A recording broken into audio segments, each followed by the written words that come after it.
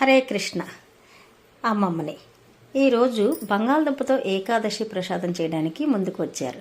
బంగాళదుంపలు, మిరియాల పౌడర్, పసుపు, కొద్దిగా సాయంత్రంలోనూ కొంచెం నెయ్యి, ఈ పదార్థాలతో మనం ఈ ప్రసాదం చేసుకోవచ్చు. అయితే బాండిలో నెయ్యి వేయగానే ముందుగా మనం పెప్పర్ పౌడర్, పసుపు వేసుకోవాలి. తర్వాత తొక్క తీసి పెట్టుకున్న బంగాళదుంపల్ని కూడా వేసుకొని అది కూడా అటు ఇటు కలిపిన తర్వాత దాని మీద సాల్ట్ వేసుకుంటే ఈ ప్రసాదం రెడీ అయిపోయినట్టే. అంతే. ఇలా తయారు చేసుకొని భగవంతుడికి నైవేద్యం పెట్టి దాన్ని గనక తీసుకుంటే చాలామందికి ఉపవాసం చేయాలని ఉంటుంది. కానీ మనకున్న ప్రాబ్లమ్స్ వల్ల మెడిసిన్ వేసుకోవాలి, అయ్యో నేను ఉపవాసం చేయలేను అనుకుంటారు. అలాంటి వాళ్ళు చిలకడ దుంపలు ఇలాంటివన్నీ షుగర్ ఉన్న వాళ్ళు కూడా తినలేరు. కాబట్టి అలాంటి వాళ్ళు కూడా ఇలాంటివి చేసుకొని అది భగవంతుడికి నైవేద్యం పెట్టి మనం ప్రసాదంగా తీసుకోవచ్చు. దీంతోపాటు మనం సగ్గుబియ్యం కూడా పాయసం చేసుకొని తీసుకోవచ్చు. ట్రై చేయండి. హరే